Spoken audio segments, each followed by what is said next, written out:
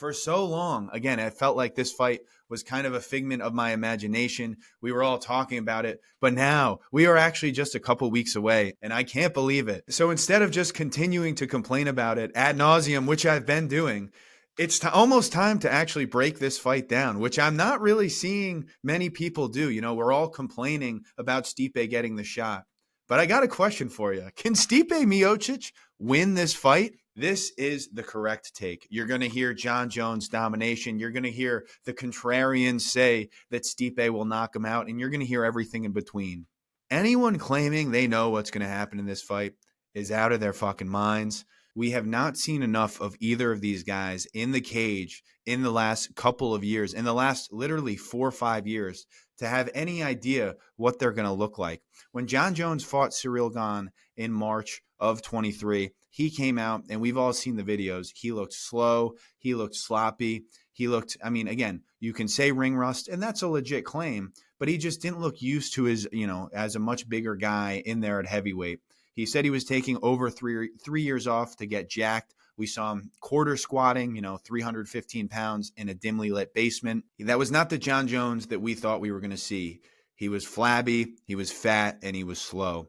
Again, none of that mattered at all, and I look like an idiot even talking about it because he submitted Ciryl Gane moments later, and we all forgot about it. But again, in those first couple minutes of the fight, I was sitting there like, wow, like if Ciryl Gane can just, stay on the outside, avoid the takedowns, he's just going to light Jones up in this fight. Again, I looked like the dumbest guy in the room because moments later, he submitted him. But I'm going to tell you, that fight is an outlier. Even at the end of Jones's light heavyweight career, he was not finishing guys. In fact, he was doing the opposite. After a very boring fight with Anthony Smith, a fight that he would have lost if Smith accepted the disqualification. Again, he dominated the fight, but it was pretty boring. He goes on and goes to a split decision versus Thiago Santos, a guy who tore both of his ACLs in that fight and could barely stand by the end of it. I don't agree with the split decision, but it was a close fight, and he got outstruck clearly on the feet. And then we all know Dom Reyes, a guy who's just been on a run ever since then, right?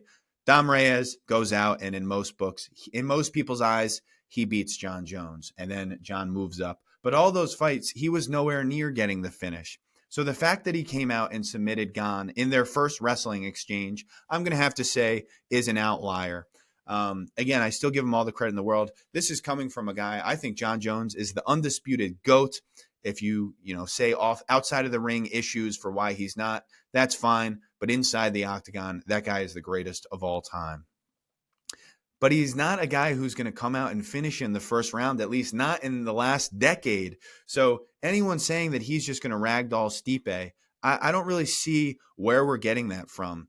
Actually, I guess I do, because Stipe, the guy, I just told you how inactive he is. Who knows what he's going to show up as? Who knows if this is just a money fight for him? Because that's a legit possibility. We haven't seen him in 3.5 years. Obviously not the most vocal guy. You see him go on Rampage's podcast every couple months.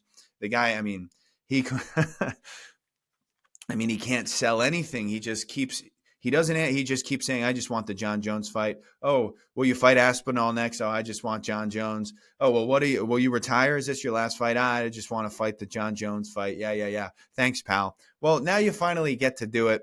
And again, this minus 650 odds for Jon Jones, I think is a little ridiculous. The last time we saw Stipe fight, he was 235. He came in much lighter for Francis, and immediately after that fight, he said he was going to bulk up. But again, this was 3.5 years ago. At 42, he was already old. He was already inactive during those fights. During that DC trilogy, he fought 3 straight summers. So he was already the most inactive champ. This is what people aren't talking about. The guy would fight once a year for those 3 years when he was fighting DC. And then, he turned around on short notice, which for him is 6 months, and he fought Francis, got knocked out. Now we haven't seen him in a very long time. So it's impossible for me to sit here and say, yeah, because, people are saying, well, Stipe, he has great boxing. Stipe, he was able to at least nullify the takedowns in the later rounds during that during DC 2 and 3. I mean, we're talking about fights that took place in 2019 and 2020. I don't really think it's fair for us to sit here and use that, like that's going to play a big role in this fight. Again, people will predict this fight accurately and they'll say that this is a crazy take, but I just don't think you could really take much from either of these guys' careers and say that that's really going to play a big factor in 2 weeks.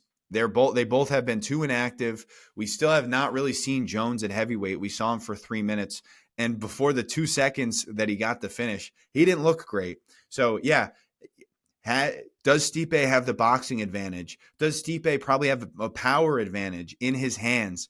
Yeah, probably. Has Stipe historically done pretty well against wrestlers? Yeah, these are all fair things to say. People are going to point, yeah, Jon Jones, maybe he did struggle against boxers like Alex Gustafsson. I mean, the things that people are pointing to for why they feel a certain way in this fight are just baffling to me. I'm not making my official prediction yet, but I do think Stipe is live in this fight. I'm probably going to side with Jones. I don't know. I could see it going to decision. I could see anything happening, man. So, but the minus 650 odds for Jones, I think, are a little ridiculous. And everyone's saying that Jones is just going to dominate him. Again, should he? Yeah, probably. Did he look pretty good at UFC Noche? He looks like he's lost a little weight. He is in great shape. Yeah, so he should dominate Stipe. But I just don't really, I can't point to anything in this buildup to say, yeah, I'm putting my name on either of these guys. They're too old. They haven't fought in forever. I really can't believe this fight is actually taking place. I'll put out my prediction next week. I'm leaning toward Jones, but I do think Stipe is kind of live in this fight. I'm also seeing the opposite take. I've seen multiple people say, with a win, is there anything to hate on in Jon's legacy? I mean, yeah, but with win or loss, I don't see, if this is the thing that's going to put you over the edge on Jon Jones, the fact that he beat the ghost of Stipe when he was 37 after not fighting for a year and a half, and after Stipe not having fought for 3.5 years, is if that's what solidifies Jon Jones as the GOAT in your eyes, you, my friend, are a moron. You can hit that unsubscribe button. I don't want to see you here ever again.